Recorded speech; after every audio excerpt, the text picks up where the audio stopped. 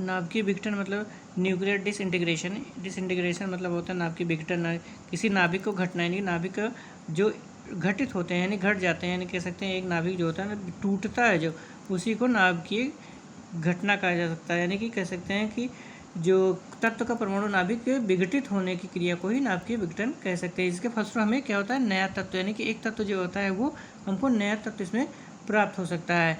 और ये जो विघटन है ये दो प्रकार के होते हैं, मतलब एक तो हमारा नेचुरल होगा यानी प्राकृतिक कह सकते हैं, प्राकृतिक होगा ये जो नेचुरल तरीके से होंगे, और दूसरा जो हमारा होगा ये कृत्रिम होता है, यानी कृत्रिम रूप से यानी कराया जाता है, जो हमारे इसमें लैब में होता है, लेबोरेटरी के माध्यम से किया जाता है। लेकिन ये प्राकृतिक जो होता है, ये प्राकृतिक विघटन यानी नेचुरल डिसइंटीग्रेशन जो है, ये जो नेचुरल होता है तत्व क्या करते हैं, इसमें जो रेडियो तत्व होते हैं ये स्वतः ही आपसे विघटित होते रहते हैं। जो रेडियो एक्टिव पदार्थ होते हैं, यानी कह सकते हैं रेडियो एक्टिव तत्व जो जिसके अंदर क्वालिटी होती है, ये जो होते हैं इसमें अपने आप जो रेडियो एक्टिव तत्व होते हैं इनके अंदर नेचुरल तरीके से ही अपने आप जो होता है ये स्वतः ही विघटित होने लगते हैं, यानी घटित होने लगते हैं, कह सकते हैं विघटित होते हैं। इनमें विघटन अपने आप होता है, यानी अपने आप घटित होते रहते हैं। ये कह सकते हैं कि इसमें किसी न किसी तरीके से जैसे एनर्जी की मात्रा इसमें अणुओं में क्या होता है, परमाणु में ज़्यादा हो जाएगी, या स्वतः ही एनर्जी की मात्रा इसमें एक्सेप्ट ज़्यादा हो जाएगी, तो इसके अकॉर्डिंग ये अपने आप में स्वतः ही विघटित होते रहते हैं। यानी कि इसमें जो होते हैं परमाणुओं में से जो इसमें इलेक्ट्रॉनों की संख्या कह सकते हैं जो हमारे होते हैं, इनको ये उत्सर्जित करते रहते हैं। यानी कि तत्व में अपने स्थायित्व होने के लिए जो रेडियो एक्टिव पदार्थ होते हैं, ये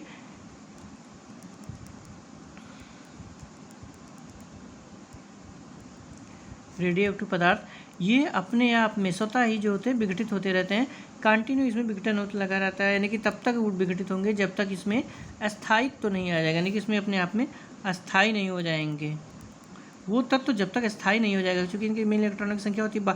और ये क्या कारण होता है, इसमें जो बाहरी कोश में इलेक्ट्रॉनों में जो बाहरी कोश होते हैं, यानी कह सकते हैं जब इनमें इलेक्ट्रॉनों की संख्या अधिक होती है, इलेक्ट्रॉन की संख्या मैक्सिमम पाई जाती है, तो इस इलेक्ट्रॉनों की संख्या को उत्सर्जित करते रहते हैं। और ये उत्सर्जित का मतलब ये होता है विघटित करते रहते हैं अपने आप, और तब तक करेंगे जब तक ये स्थायित्व नहीं है। और उत्सर्जित करने के लिए मतलब ये क्या करते हैं, अल्फ़ा जो बीटा होते हैं, ये अल्फ़ा और बीटा किरणों को ही निकालते रहते हैं। मतलब कि अल्फ़ा चूँकि गामा से कोई मतलब नहीं होता है, इसमें न्यूट्रल होता है, तो ये अल्फ़ा और बीटा किरणों को उत्सर्जित करते रहते हैं, जिससे इसमें परमाणु की संख्या कम होती रहती है। जो परमाणु की संख्या कम होती रहेगी तो ये तब तक करेंगे जब तक इसमें स्थायित्व, यानी कि इसके अंदर स्थायित्व नहीं आ जाएगा, एक निश्चित तत्व बन के रुक नहीं जाएगा, यानी कि निश्चित तत्व हो नहीं जाएगा, तब तक ये उत्सर्जित करती रहती है। जैसे चूँकि बाहरी संख्या इलेक्ट्रॉनों की ज़्यादा होने के कारण इसमें एक्टिविटी जो होती है इलेक्ट्रॉनों की बहुत ज़्यादा होती है, और जब इसमें इलेक्ट्रॉनों को उत्सर्जित करते रहते हैं यानी अल्फा बीटा के किरणों के माध्यम से जब ये निकलेंगे, तो इसमें क्या हो जाता है, बाहरी कोश हमारा जो होता है स्थायित्व, यानी कि जैसे बाहरी कोश में 8 या 18 जिसमें भी संख्या होती है इसमें, तो ये संख्या प्राप्त करने के लिए इलेक्ट्रॉनों की संख्या जो होती है, इसी के कारण जब ये होगी तो ये रिएक्टिविटी इनकी कम हो जाती है, तो इसी पर ये स्थिर हो जाते हैं, रुक जाते हैं। तो इसी स्थायित्व को दूर करने के मतलब प्राप्त करने के लिए कह सकते हैं, या दूर करने के लिए इसमें ये घटनाएं होती रहती हैं जो कंटिन्यू इसमें चलता रहता है। तो इस घटना को मतलब इसको पूरा करने के लिए ही इसमें विघटन की प्रक्रिया जो होती है अपने आप सतही होती रहती है। और ये जो अल्फ़ा कणों का उत्सर्जन जो होता है, जो अल्फ़ा कण होते हैं इनका जो उत्सर्जन होगा,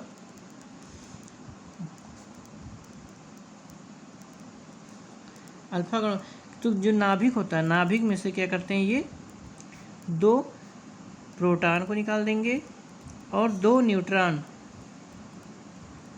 इन 2 प्रोटॉन और 2 न्यूट्रॉनों को परस्पर संयोग करने के कारण से ही हमारा अल्फ़ा कण का निर्माण होता है।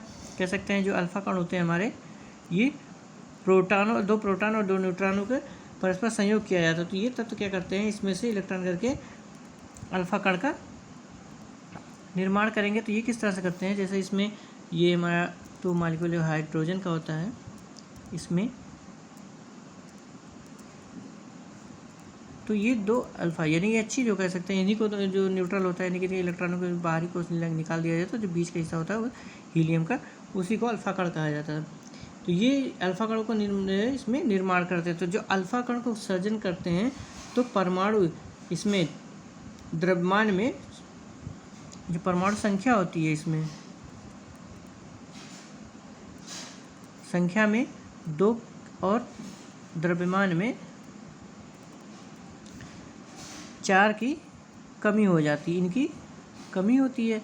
तो जिससे वो तत्व क्या करते हैं, इन्हीं के तत्वों को यानी अल्फा कणों और बीटा कणों को निकालते ही अपने अस्तित्व का स्थायित्व प्राप्त करते हैं।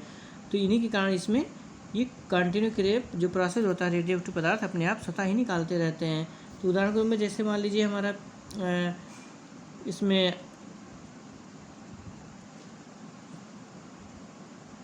रेडियम हमारा है। तो रेडियम में क्या होता है, इसमें जो रेडियम होता है, ये रेडियम जो हमारा है ये कितना होता है, इसका परमाणु 88 होता है और यहाँ पे भार जो होता है 226 होता है। तो ये इसका रेडियम का वो होता है। तो ये जो क्या करते हैं, रेडियम जो हमारा होता है Ra या 88 और 226, यहाँ से जब अल्फ़ा कणों का उत्सर्जन होगा, यानी कह सकते हैं अल्फ़ा कण इसमें जो होंगे, तो यहाँ से अल्फ़ा कण इस पर पड़ेगा तो ये क्या करेंगे, 88 होने से क्या करेंगे, Rn रेडान तत्व जो होता है इसका हमारा परमाणु क्रमांक जो होता है 86 होता है और परमाणु भार जो होगा तो 4 की कमी हो जाएगी, 222 हो जाएगा। ये He4 ये यहाँ से हीलियम में निकल जाएगा। तो इस तरह से जो रेडान होता है ये हमारा जो होता है, इसमें रेडियम जो होता है ये रेडान में परिवर्तित हो जाता है, रेडान से रेडियम में चेंज, यानी कह सकते हैं एक इसमें अल्फा कणों के निकालने से इसमें कमी हो जाती है, 2 इलेक्ट्रॉन, इसमें 2 परमाणु क्रम में 4 की भार की कमी हो जाती है। तो ये रेडान बन जाता है, तो रेडियम से रेडान में परिवर्तित हो जाता है। तो इसीलिए तो ये तत्व जो होता है स्वतः ही उत्सर्जित करके अपने आप में परिवर्तित करते रहते हैं। इसी तरह से जो बीटा कणों को निकाल दिया जाता है, तो बीटा कण जो होते हैं हमारे इसके उत्सर्जन से नाभिक में जो होता है, बीटा कण के उत्सर्जन से क्या होगा,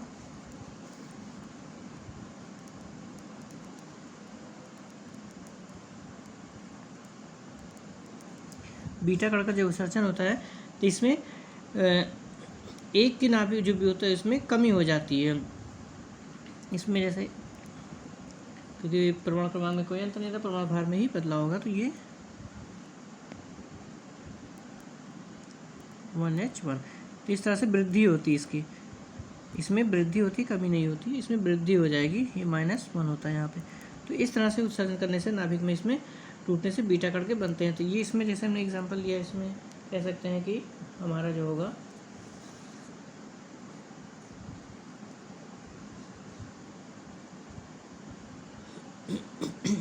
थोरियम TH थोरियम, इसमें होता है 90, जो ना उससे परमाणु क्रमांक होंगे 90 होगा और जो परमाणु भार होगा 234 यानी 234 होगा। इसमें जब बीटा कण का उत्सर्जन करते हैं तो ये एक की वृद्धि होती है तो 91 हो जाता है और इसमें कोई परिवर्तन नहीं होगा। तो इसको इस तरह से दिखाया जाता है। तो ये होगा, यानी प्रोटेक्टिनियम बदल जाता है, थोरियम से थोरियम से प्रोटेक्टिनियम में कन्वर्ट हो जाता है। तो ये इसमें चेंजिंग आता है। तो इलेक्ट्रॉन इसमें क्या होता है, एक के परमाणु की वृद्धि होती है परमाणु क्रमांक की, चूँकि ये 90 होता है तो 90 होने के कारण जैसे मान लीजिए इसमें 90 है तो ये 91 की अपनी कंडीशन को प्राप्त कर लेता है। तो जब चूँकि जो तत्व होते हैं उनकी जो परमाणु क्रमांक होता है उसी के आधार पे उनका नेचर होता है, क्लियर होता है, उसका नाम होता है। तो ये जो 90 से जब 91 की श्रेणी में चला जाएगा तो ये थोरियम ना होकर प्रोटेक्टियम हो जाएगा। तो इस तरह से इसमें परमाणु संख्या में एक की जो इसमें परमाणु भार में कुछ परिवर्तन नहीं, लेकिन परमाणु क्रमांक में एक की वृद्धि हो जाती है। तो बीटा कणों के उत्सर्जन से ये होता है। और गामा कणों के उत्सर्जन से जो होता है, चूँकि गामा किरणें जो होती हैं तो ये हमारा जो होता है कह सकते हैं गामा किरणों के उत्सर्जन में इसमें कोई प्रभाव नहीं पड़ता, क्योंकि ना तो ये क्योंकि इसमें क्या है परमाणु क्रमांक में अंतर आएगा, ना तो परमाणु भार, क्योंकि उदासीन होते हैं तो ये यानी कि इसमें नहीं होता। और बीटा कणों को उत्सर्जित करते हैं ऐसा नहीं, लेकिन ये परमाणु क्रमांक का कोई परिवर्तन, इसमें कोई बदलाव नहीं होता, यानी जिस समय जो जैसा रहता है उसी में हो जाता है। तो ये रेडियो एक्टिविटी होती है, यानी कि नाभिकीय विघटन जो होता है इसमें किरणों को इसमें निकालने की। तो नाभिकीय विघटन जो होगा इसमें जैसे ये होता है, नाभिकीय विघटन क्या होता है, तत्वों के नाभिक का विघटित होना ही नाभिकीय विखंडन कहलाता है या नाभिकीय विघटन कहलाता है। विखंडन नहीं, विघटन होता है, डिसइंटीग्रेशन टूटता नहीं है, घटित होता है। घटना का मतलब घटित, घटना, माइनस जैसे कह सकते हैं। तो अल्फा किरणों को उत्सर्जन करते हैं। तो इसमें दो होते हैं, प्राकृतिक और कृत्रिम।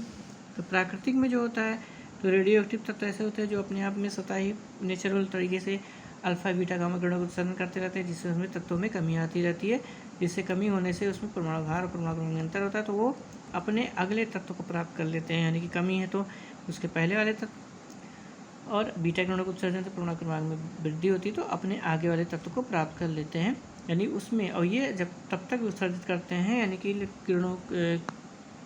कणों को जब तक वो स्थायित्व में अपने आप को परिवर्तन नहीं कर लेते। तो अल्फा कणों से निकालने से परमाणु क्रमांक में 2, परमाणु क्रमांक में भार की 4 की कमी होती है। तो जैसे रेडियम हमारा है, ये इसमें रेडियम से रेडॉन में परिवर्तित हो जाता है। इसी तरह बीटा करेंगे तो ये थोरियम से प्रोटेक्टियम में परिवर्तित हो जाता है और गामा से कोई प्रभाव नहीं पड़ेगा।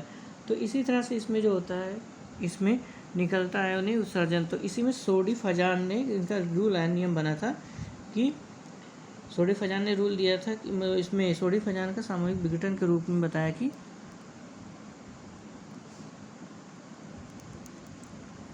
सोडी फजान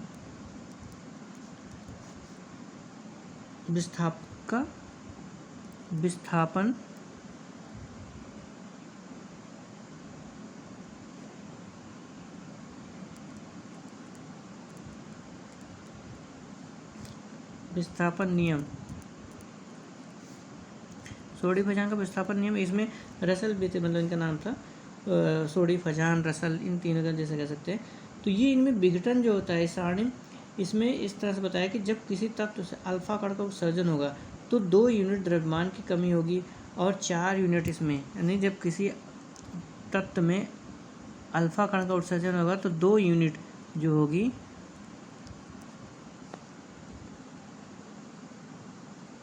2 यूनिट परमाणु क्रमांक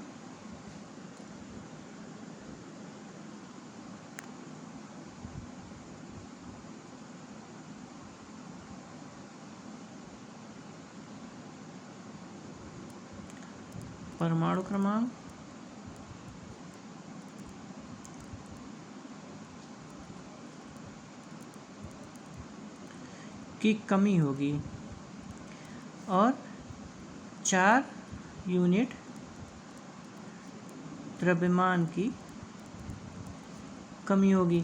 तो इस तरह से जब ये 2 यूनिट इसमें से निकल जाएंगे और 4 इसमें, तो ये जाहिर सी बात है ये जो होंगे फिर अपने सारणी में, जो सारणी में होते हैं, क्या करते हैं, ये 2 कदम जो होगा, ये कह सकते हो 2 स्टेप क्या होता है, लेफ्ट की ओर अग्रसर यानी बाईं ओर खिसक जाते हैं। यानी जब कोई तत्व बनता है, जब किसी तत्व से दो परमाणु क्रमांक निकल जाएंगे तो वो क्या करेगा, 2 स्टेप, यानी अवर सारणी में क्या करेगा, 2 कदम 2 स्टेप बाईं ओर सरक जाएगा, यानी लेफ्ट साइड में बढ़ जाएगा। जैसे इसमें बिस्मिथ में था, बिस्मिथ जो होता है हमारा, इसका परमाणु 83 होगा और 213, यानी 83 एंड 230। जब इसमें से अल्फा कण निकलेंगे यानी विघटन होगा तो ये टिन में बदलेगा, जिसमें क्या होता है 81 और 209, यानी 4 की कमी होगी। तो ये इसमें परिवर्तित हो जाएगा, जिसमें 24, यानी कि अल्फा कण इसमें से निकल के इसमें से जाएंगे। तो इस तरह से इसमें परिवर्तन हो जाता है। क्योंकि ये क्या है, परमाणु क्रमांक इसका तो 83 है और 81 हो जाता है, तो 2 स्टेप ये कदम के पीछे की ओर निकल के चला जाएगा। यानी कि वर्ग में ये जो होता है हमारा, जो होता है ये वर्ग में क्या रखा गया है, वर्ग में 5वें में है, तो वर्ग कहाँ चला जाएगा, वर्ग में 3rd नंबर से रख जाएगा, 2 स्टेप किनारे आ जाएगा। तो 5 से 2 गए माने, तो 5वें से 2 स्टेप 3rd में पहुँच जाता है। इसी तरह से जब इसमें बीटा कण का उत्सर्जन होगा, यानी किसी तत्व में बीटा कण का उत्सर्जन किया जाए, तो जैसे बिस्मिथ ही है हमारा, तो इसमें क्या है 83 है और 213 है। तो इसमें जब हमारा बिस्मिथ में से निकलेगा, यानी कि बीटा कण को निकाला जाए, तो ये क्या बन जाएगा, पोलिनियम कह सकते हैं या पोलिडिनियम कहेंगे। ये चूँकि इसमें क्या होगा 83 से 84 हो जाएगा, लेकिन भार में इसमें परिवर्तन नहीं होता, तो ये 3 होगा, तो ये चेंज होगा और इसमें